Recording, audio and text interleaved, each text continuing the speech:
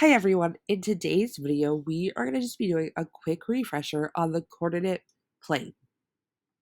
Make sure you are following along on your coordinate plane to make sure you get the most out of this very short video. So this is our coordinate plane. We also just call it a graph. So the first thing we're going to start with doing is labeling our x-axis, which is the axis that runs left to right or horizontal. The next thing we're going to label is our y-axis, which is the axis that runs vertical or up and down. So knowing those two is going to be super important as we start writing coordinate points and we graph more.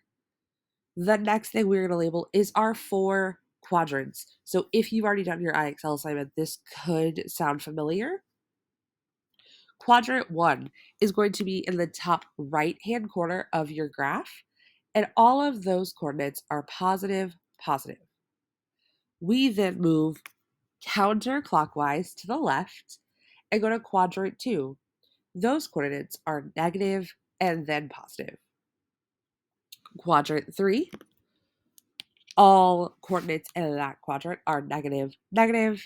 And finally, quadrant 4, where we have positive, negative coordinates. So I keep saying that word coordinate. Those are called coordinate pairs, or how we write them is x, comma, y. So I have put our origin, which is our original, our starting coordinate of 0, comma 0 on our graph. So go ahead and make sure you label that also. A coordinate pair works in one way. So the way this works is we start with our x value and we first move left if it's negative or right if it's positive. We then look at our y value and we use that to move up if it's positive or down if it's negative. So that's a lot of words. We're going to take a minute and we're going to look at 3 examples. So the first example is A. So if we look at A, we're going to start at the origin. We are first going to move left to where that dot is, and it's at -9.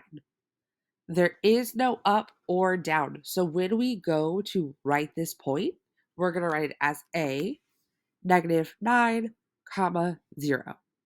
Because we went to the left 9, but we did not go up or down. Our next point we're going to look at is point B. So if you start at the origin, we are first going to move to the right 6 and then down 4. So when we write that, we would write it as B and then +6 because we went over to +6 and then -4 because we went down 4.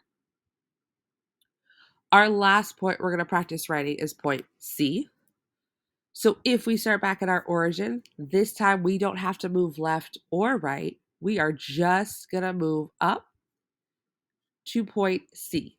So if we move it up there, it is at 6. So when we go to write that, we will write it as C, 0, because we didn't move left or right, and then comma +6, because we did move up to +6. So I know this was a really quick refresher video, y'all. If you have any questions or you need any help, please don't hesitate to reach out. I will be back at school on Monday, so I'm more than happy to help you guys as we get further into graphing with our different points. Have a good day.